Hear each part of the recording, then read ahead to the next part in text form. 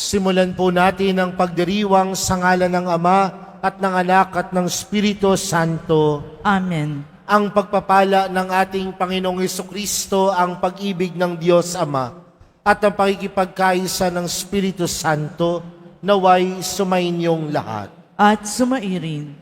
Mga minamahal kong mga kapatid, masasaksihan natin sa Ebanghelyo ang katapatan ng alipin na naghahanda't nananatiling gising sa paghihintay sa kanyang Panginoon. Tulad nila, maging masigasig din tayo sa pagsasaloob ng paghahari ng Diyos.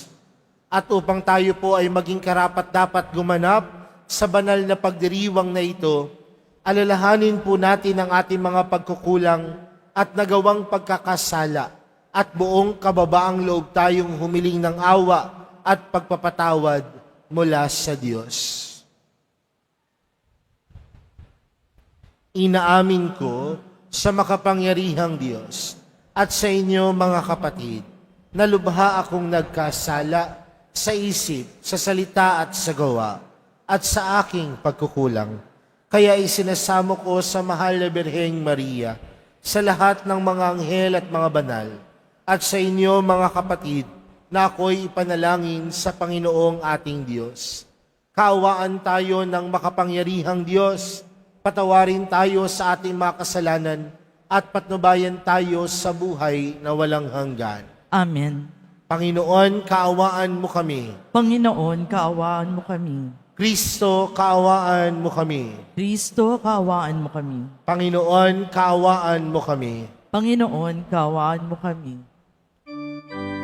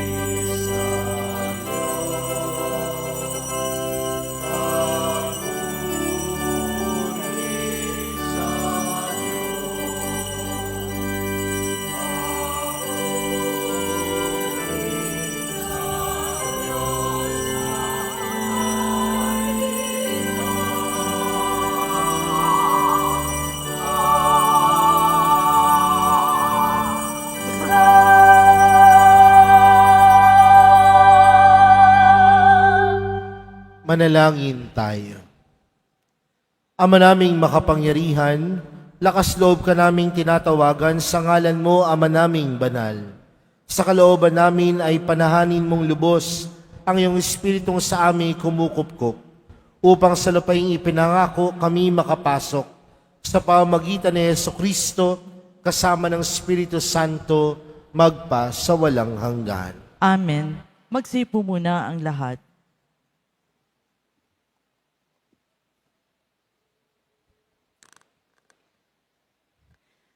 Pagbasa mula sa Aklat ng Karunungan.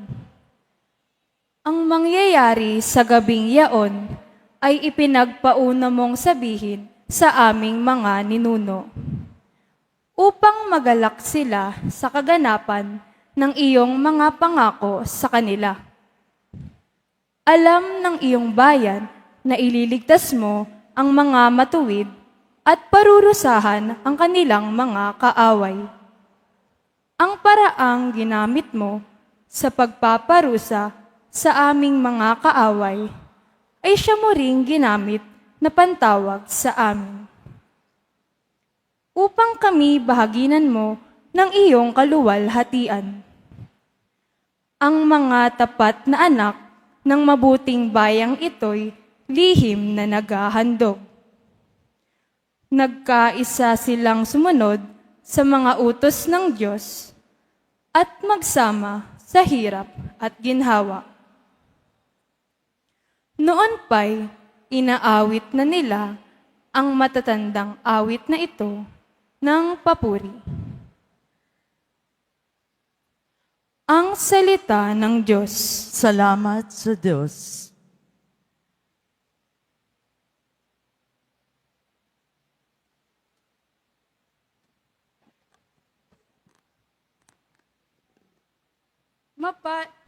Mapalad ang ibinukod ng bansang hinirang ng Diyos.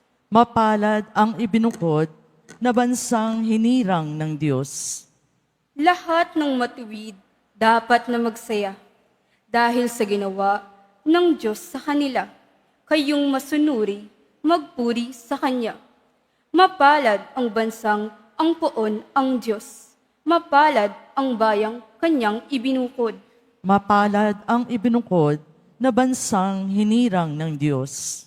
Ang may takot sa Diyos at nagtitiwala sa Kanyang pag-ibig ay kinakalinga. Hindi babayaang sila ay mamatay, kahit magtagutom sila'y binubuhay. Mapalad ang ibinukod na bansang hinirang ng Diyos. Ang ating pag-asay nasa Panginoon. Siya ang sanggalang natin at katulong. Ipagkaloob mo na aming makamit, o poon, ang iyong wagas na pag-ibig. Yamang ang pag-asay sa iyo'y nasasalig. Mapalad ang ibinukod na bansang hinirang ng Diyos.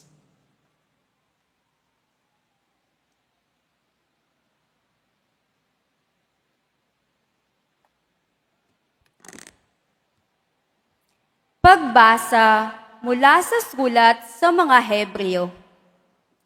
Mga kapatid, tayo'y may pananalig kung nagtitiwala tayong mangyayari ang mga inaasahan natin at naniniwala sa mga bagay na di natin nakikita. At kinalugdan ng Diyos ang mga tao noong una dahil sa kanilang pananalig sa Kanya. Dahil sa pananalig sa Diyos, tumalima si Abraham nang siya'y papuntahin ng Diyos sa lupang ipinangako sa kanya.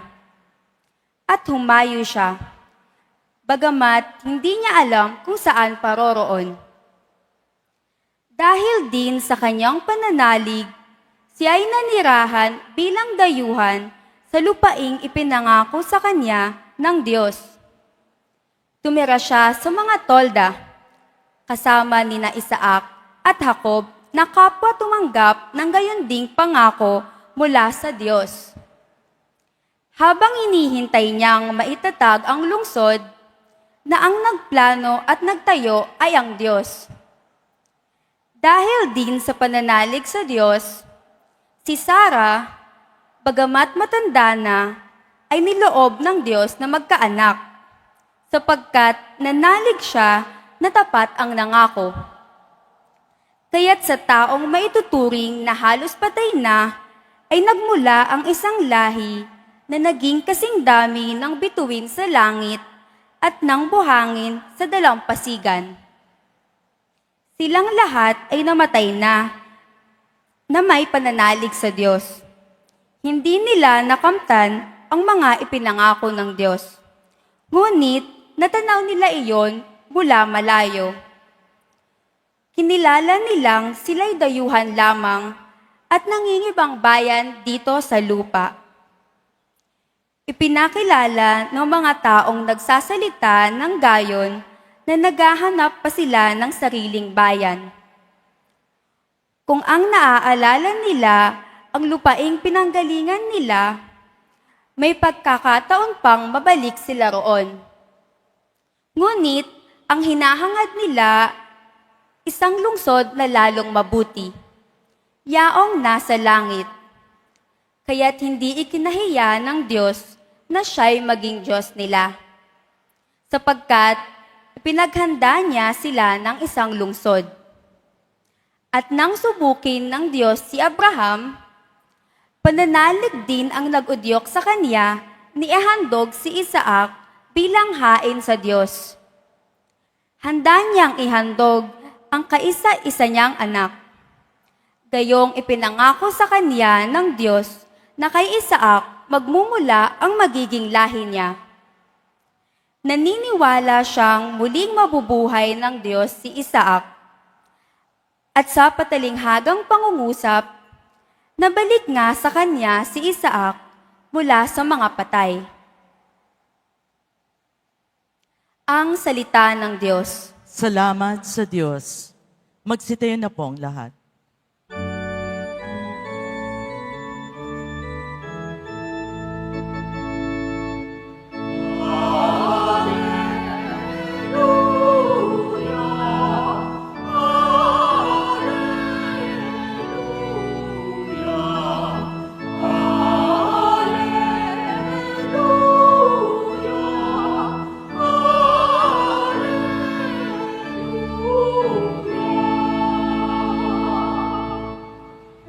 Tayo ay laging magtanong, sapagkat di natin talas ang pagbabalik ni Jesus.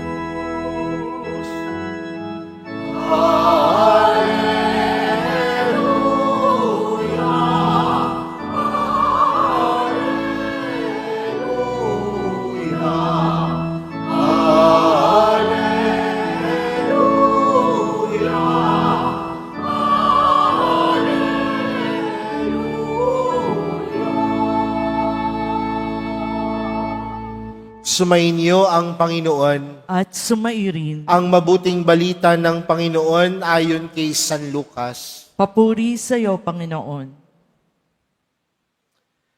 Noong panahong iyon, sinabi ni Jesus sa kanyang mga alagad, "Huwag kayong matakot, munting kawan, sapagkat ikinalulugod ng inyong Ama na ibigay sa inyo ang kaharian. Ipagbili ninyo ang inyong ari-arian at mamigay kayo sa mga dukha. Gumawa kayo ng mga lukbutang hindi naluluma at mag-impok ng kayamanan sa langit, na hindi nakukulangan, sapagkat dooy walang makalalapit na magnanakaw at walang makapaninirang tanga. Sapagkat kung saan naroon ang inyong kayamanan, ay naroon din naman ang inyong puso. Maging handa kayo at sindihan ang inyong mga ilawan.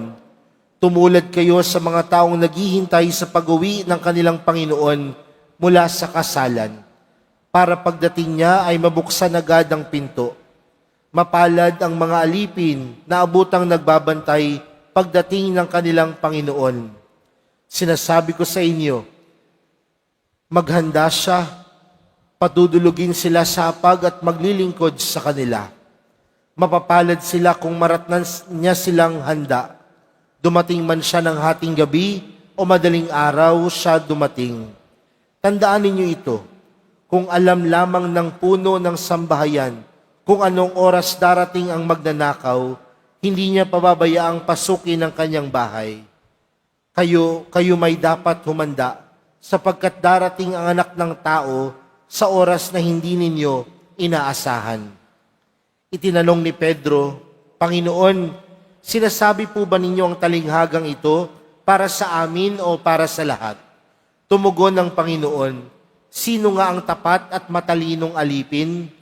Hindi ba siya ang pamamahalain ng kanyang Panginoon sa sambahayan nito upang magbigay sa ibang mga alipin ng kanilang pagkain sa karampatang panahon? Mapalad ang aliping iyon kapag dinatnan siyang gumagawa ng gayon pagbalik ng kanyang Panginoon. Sinasabi ko sa inyo, pamamahalain siya ng kanyang Panginoon sa lahat ng ari-arian nito. Ngunit kung sabihin sa sarili ng aliping iyon, matatagalan pa bago magbalik ang aking Panginoon, at simulan niyang bugbugin ang ibang aliping lalaki at babae, at kumain, uminom at maglasing, darating ang Panginoon ng aliping iyon sa araw na hindi niya inaasahan at sa oras na hindi niya alam. Buong higpit na parurusahan siya ng Panginoon at isasama sa mga di dapat. At ang aliping nakaalam ng kalooban ng kanyang Panginoon, ngunit hindi naghanda ni sumunod sa kalooban nito, ay tatanggap na mabigat na parusa. Ngunit ang aliping hindi nakaalam ng kalooban ng kanyang Panginoon at gumagawa ng mga bagay na narapat niyang pagdusahan, ay tatanggap ng maagang na parusa.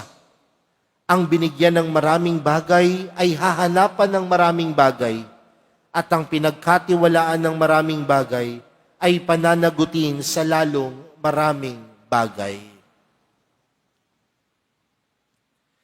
Mga kapatid, ang mabuting balita ng Panginoon. Pinupuri ka namin, Panginoong Hesukristo. Magsipo muna ang lahat. Magandang umaga po sa inyong lahat. Pwede bang batiin natin ang isa't isa ng magandang umaga? Mga kapatid, kagaya po ng aking nabanggit sa pasimula po ng ating pagdiriwang para sa araw na ito, tayo pong lahat ngayon ay nagkakatipon bilang isang sambayanan ng Diyos, ngayon pong 19 na linggo sa karaniwang panahon. At kung napakinggan po natin ng maigi ang ating mga pagbasa para sa araw na ito, pinapaintindi po sa atin mga kapatid na ang pananampalataya ay hindi lamang basta paniniwala, bagkus ang pananampalataya ay tunay na pagtitiwala. Kung may pananampalataya tayo, hindi lang tayo basta naniniwala, bagkus kasama sa paniniwala natin ay ang ating pagtitiwala sa kabutihan, pagmamahal at awa ng Diyos. Mga kapatid, sinabi ni Jesus sa ating ebanghelyo, kung saan naroon ang inyong kayamanan, ay naroon din naman ang inyong puso. Magandang tanungin sa ating mga sarili, mga kapatid, ano po ba ngayon ang laman ng ating mga puso? Dahil kung ano ang laman ng ating puso at kalooban, yan ang tinuturing nating kayamanan. Pero paano po ba na natin masasabi na ang isang bagay ay tunay na kayamanan? Sa panahon po natin ngayon, ano po ba ang mga tinuturing nating mga kayamanan? Marahil ang una sa lahat, pera. Tama po ba? Kayamanan yan eh. Ang pagkaroon ng maraming ari-arian, kayamanan po yan. Tama po ba? Ang pagkakaroon ng magandang hanap buhay, yan po ba ay kayamanan? Ang pamilya po ba ay may tuturing yung kayamanan? Ang inyong pag-aaral, matuturing niyo po ba yung kayamanan? Talaga ha? Ang sama ng loob po ba maituturing yung kayamanan? Ang galit, ang inggit, ang walang kakayanang magpatawad, maituturing niyo po ba yung kayamanan? Kayo na po ang nagsabing hindi. Pero mga kapatid, minsan, yan ang laman ng ating mga puso. At kung yan ang laman ng ating mga puso, tinuturing natin silang kayamanan, na minsan sumasalamin sa ating buhay. Kaya nga minsan hindi natin napapansin, ang pagkilos natin puno na lamang ng galit. Bakit? Dahil ang puso puno ng galit. Maraming pagkakataon, naiinggit tayo sa mga gamit o mga bagay na meron ng iba na wala tayo. Bakit? Dahil sa puso natin, yun ang kayamanan natin. Pero mga kapatid, nagbahagi ang Panginoon ng talinghaga patungkol sa aliping naghihintay sa kanyang Panginoon mula sa kasalan. At sinasabi doon sa ating ebanghelyo, hindi alam ng alipin kung ano oras darating ang kanyang Panginoon. Pero ang matapat na alipin, kahit hindi niya alam ang oras ng pagdating ng kanyang Panginoon, handa siyang salubungin ito. Bakit? Dahil ang matapat na alipin, kailanman hindi maaalis sa kanyang puso ang kanyang Panginoon. Ang matapat na alipin, kailanman hindi maaalis sa kanyang puso ang kanyang Panginoon. Kaya nga magandang tanungin din mga kapatid, tinuturing ba natin na ang Diyos ang ating kayamanan? Tinuturing ba natin ang mahal na pong Jesus Nazareno bilang ating kayamanan? At kung tinuturing natin siya bilang kayamanan, mga kapatid, dapat handa tayo lagi na tanggapin siya sa ating buhay. Dahil ang pagiging tapat na alipin, walang pinipiling oras at pagkakataon. Lahat ng oras at pagkakataon, kung ikaw ay handa, dapat ka din maging tapat. Alam niyo po, nandito po yung mga estudyante from Nazarene Catholic School. Minsan po, pinagmamasdan ko po sila kapag may activity sa school. Tinitingnan ko sila. Minsan pumapasok po ako sa mga classrooms nila. At minsan napapansin ko po, minsan kapag nagtuturo yung guro, ang ilan sa kanila hindi nakikinig. Pero tingnan po ninyo, kapag sports fest, yung mga hindi nakikinig, nakikipagpalitan ng muka sa basketball.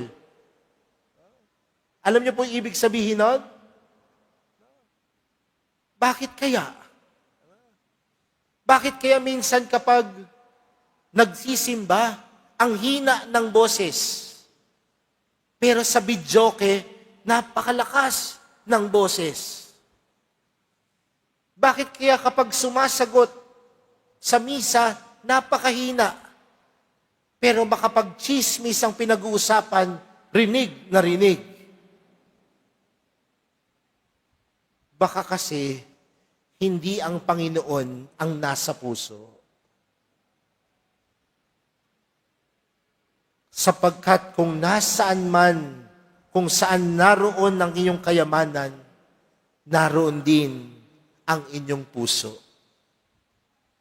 Kung ang nasa puso natin ay ang Panginoon, sikapin natin maging tapat. Pangalawang bagay, mga kapatid, aminin natin na sa mundo natin ngayon, napakadaming walang kasiguraduhan. Hindi natin alam, kasama lang natin ngayon, bukas pwede nating hindi na makasama. Pwede nating masabi, kanina dumilat pa tayo, bukas tayo'y hindi nadidilat. Baka kanina humihinga pa yung katabi mo, ngayon humihilik na. Maraming walang kasiguraduhan sa buhay na ito, mga kapatid. Kaya nga, kahit din tayo minsan, wala din tayong kasiguraduhan sa buhay, pero gusto natin minsan maging sigurado. Tama po ba? Tayo pong mga Pilipino, ganito po tayo minsan. Kapag tinanong po tayo, saan mo gustong kumain? Anong madalas nating sagot? Hindi natin sasabihin, Diyan tayo kumain sa restaurant na yan. Ano ang sagot natin? Galing. Kahit saan. Ano? Anong gusto mong kainin? Kahit ano, ikaw nang bahala. Tama po ba?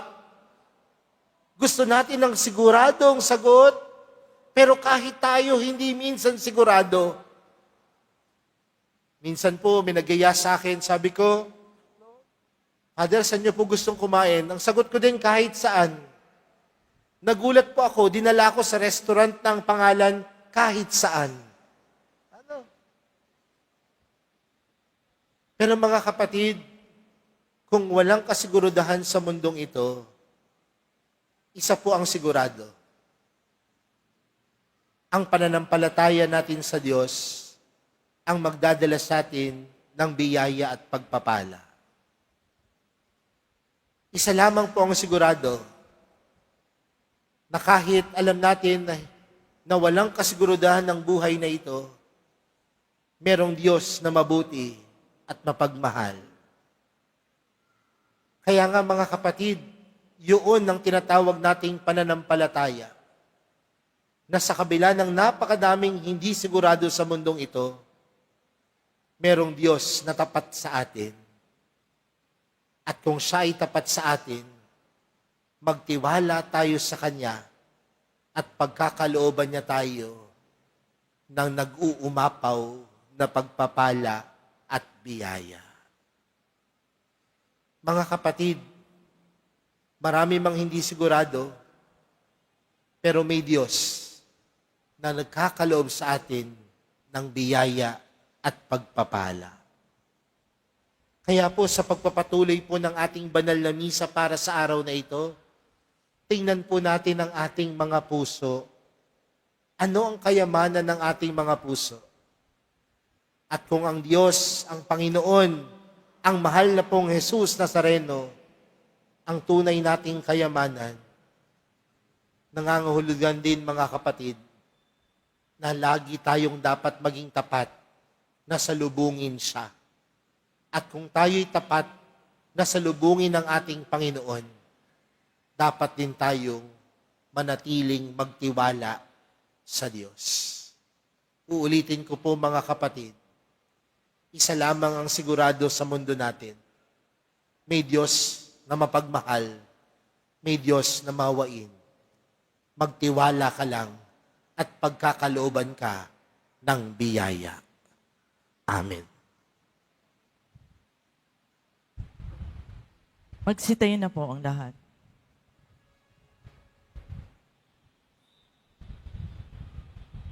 Sumasampalataya ako sa Diyos amang makapangyarihan sa lahat na may gawa ng langit at lupa. Sumasampalataya ako Jesucristo, isang anak ng Diyos, Panginoon nating lahat, nagkatawang tao sa lalang ng Espiritu Santo, ipinanganak ni Santa Mariang Birhen, pinagpakasakit ni Poncio Pilato, ipinako sa krus na matay inilibing, nanaog sa kinaroroonan ng mga yumao, nang may 3 araw na buhay ng maguli, umakyat sa langit, naluklok sa kanan ng Diyos amang makapangyarihan sa lahat. Doon magmumulang paririto at hukom sa nangabubuhay at nangamatay na tao. Sumasampalataya naman ako sa Diyos Espiritu Santo, sa banal na simbahang katolika, sa kasamahan ng mga banal, sa kapatawaran ng mga kasalanan, sa pagkabuhay ng muli ng nangamatay na tao, at sa buhay na walang hanggan. Amen. Pukawin mo ang aming mga puso, Ama, nang kami maging laging masigasig para sa higit na ikararangal mo at sa kapayapaan ng sanlilikha. Buong puso kaming humihiling, Ama, dinggin mo ang aming panalangin. Ama, dinggin mo ang aming panalangin. Para sa simbahan, gawaran mo si Papa Leon, ang mga obispo, pari, diakono at kaming mga laiko, ng pusong laging handang makinig sa mga pagpayanag aming pinaglulikuran at mga taong aming pinagdadaupang palad. Manalangin tayo. Ama, dinggin mo ang aming panalangin. Para sa lahat ng mga lingkod bayan, gawaran mo sila ng pusong laging pinipili sa lahat ng pagkakataon ang mga kapakanakang pangkalahatan. Maghari nawa ang katotohanan sa kanilang mga puso at isip. Manalangin tayo. Ama, dinggin mo ang aming panalangin. Para sa mga dumaranas na matinding hirap, gawaran mo sila ng pusong bukas at nakababatid ng iyong espiritu.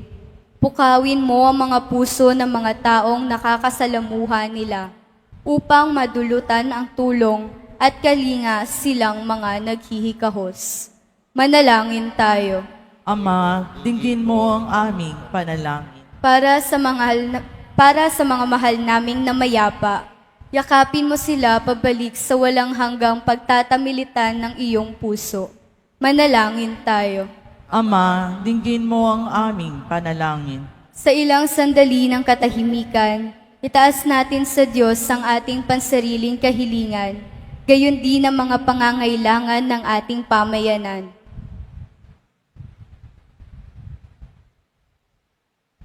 Manalangin tayo.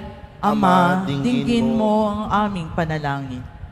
Ama naming mapagmahal, isinugo mo ang iyong bugtong na anak upang kami lubusang makasalo at maligtas. Tulutan mong maging mas sensitibo sa iyong espiritu ang aming mga puso, nang kami maging laging handang tumugon sa pagtatag ng iyong paghahari sa pamamagitan ni Kristo na aming Panginoon. Amen. Magsipo muna ang lahat.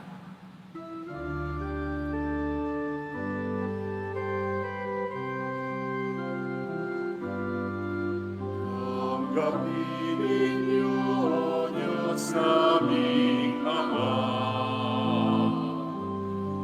Nakayanan naming alay sa inyo. Galing din po sa inyo, mga biyaya na ito. Tinapayat anak mula sa aming inyo po naman itong ikaligaya. Kung mamarapatin mo sila'y inyong gawin. Katawan at dugo ng inyong anak, minamahal naming Jesus. Minamahal naming Jesus. Magsitayo na po ang lahat. Manalangin po kayo mga kapatid upang ang paghahain natin ay kalugdan ng Diyos amang makapangyarihan. Tanggapin nawa ng Panginoon itong paghahain sa iyong mga kamay, sa kapurihan niya at karangalan sa ating kapakinabangan at sa buong sambayanan niyang banal. Ama naming lumikha, kalugdan mo ang mga alay ng iyong sambayanan. Ang ipinagmagandang loob mong ibigay sa amin upang maihain ay siya nawang gumanap ng iyong ginagawa upang kami tubusin. Sa pamamagitan ni Jesucristo, kasama ng Espiritu Santo, magpa sa walang hanggan. Amen. Sumainyo ang Panginoon. At sumairin, Itaas sa Diyos ang inyong puso at diwa. tinaas na namin sa Panginoon. Pasalamatan natin ang Panginoong ating Diyos. Marapat na siya ipasalamatan. Ama naming makapangyarihan, tunay ngang marapat na ikaw ay aming pasalamatan. Sa iyong kagandahang loob kami iyong ibinukod upang iyong maitampok sa kadakilaan mong lubos. Kahit na ikaw ay aming tinalikdan, dahil sa aming pagkasalawahan, gumawa ka pa rin ng magandang paraang may manguna sa amin para ikaw ay balikan. Kaya't ang iyong minamahal na anak ay naging isa sa mga taong hamak upang may kapwa kaming makapagligtas sa aming pagkapahamak at pagkaligaw ng landas. Kaya kaisa ng mga anghel na nagsisiawit ng papuri sa iyo nang walang humpay sa kalangitan, kami nagbubunyi sa iyong kadakilaan. Santo, Santo, Santo, Panginoon.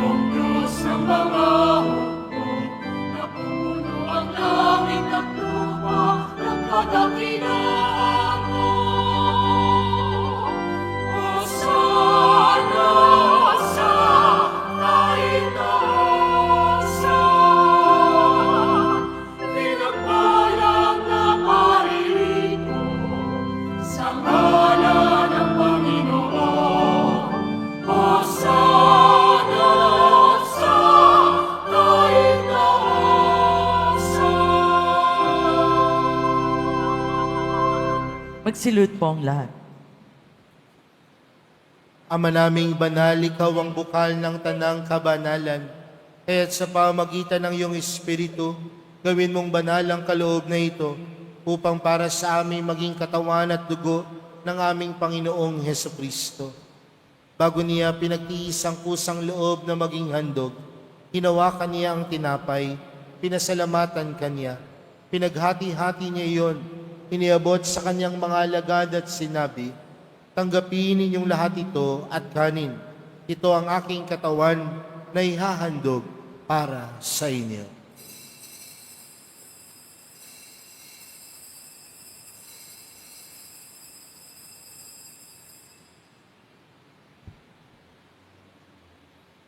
Gayon din naman noong matapos ang hapunan, hinawakan niya ang kalis. Muli kanyang pinasalamatan.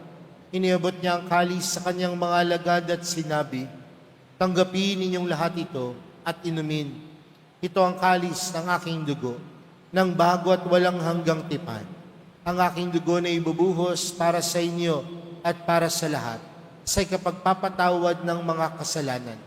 Gawin niyo ito sa pag-alala sa akin."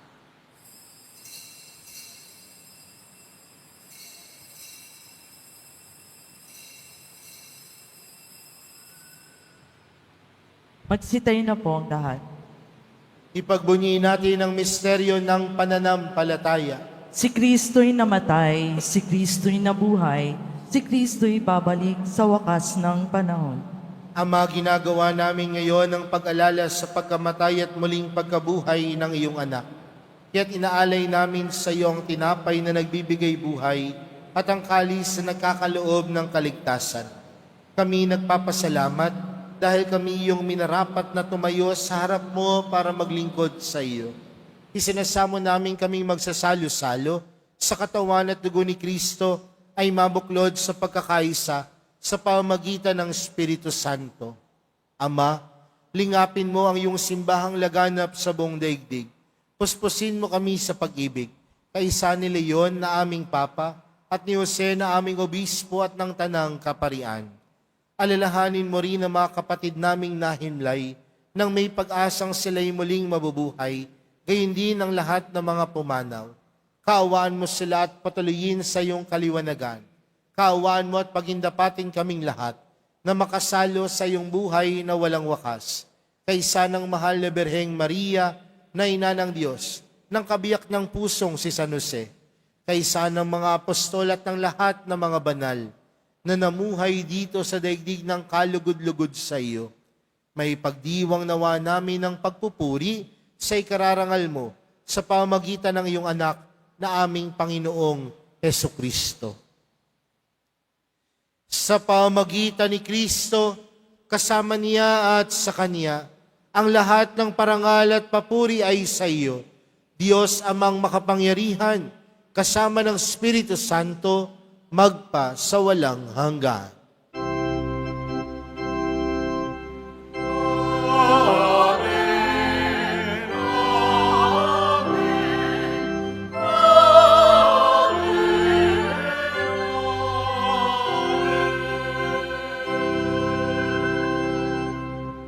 Lumapit po tayo sa Ama natin sa langit sa panalangin itinuro sa atin ni Jesus.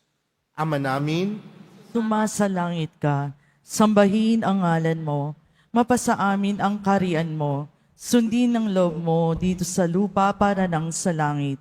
Bigyan mo kami ngayon ng aming kakanin sa araw-araw at patawarin mo kami sa aming mga sala para nang pagpapatawad namin sa nagkakasala sa amin. At huwag mo kaming ipaintulot sa tukso at iadya mo kami sa lahat ng masama. hinihiling namin kami adya sa lahat ng masama, pagkalooban ng kapayapaan araw-araw, iligtas sa kasalanan at ilayo sa lahat ng kapahamakan, samantalang aming pinananabikan ang dakilang araw ng pagkapahayag ng tagapagligtas naming si Jesucristo. Sapagkat iyo ang karian at ang kapangyarihan at ang kapurihan magpakailanman. Amen. Panginoong Jesucristo, sinabi mo sa iyong mga apostol, kapayapaan ang iniwan ko sa inyo, ang aking kapayapaan ang ibinibigay ko sa inyo. Tunghayan mo ang aming pananampalataya at huwag ang aming pagkakasala. Pagkalooban mo kami ng kapayapaan at pagkakaisa ayon sa iyong kalooban, kasama ng Espiritu Santo, magpa sa walang hanggan. Amen. Ang kapayapaan ng Panginoon ay laging sumainyo. At sumairin. Magbigayan po kayo ng kapayapaan sa isa't isa.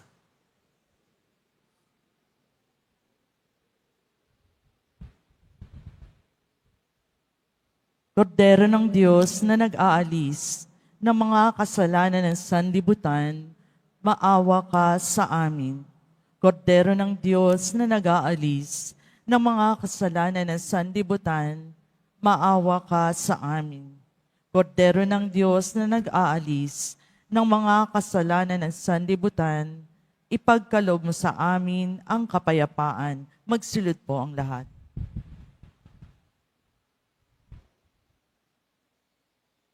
Narito si Jesus, ang kordero ng Diyos. Siyang nag-aalis ng kasalanan ng sanlibutan. Mapalad ang mga inaaniyahan sa kaniyang piging. Panginoon, hindi ako karapat-dapat na magpatuloy sa iyo, ngunit sa isang salita mo lamang ay gagaling na ako.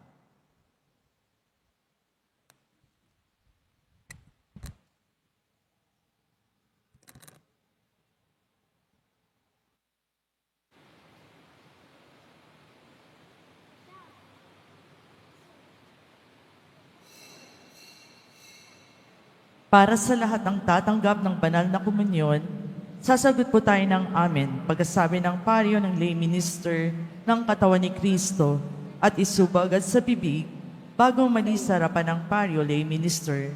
Sumunod po tayo.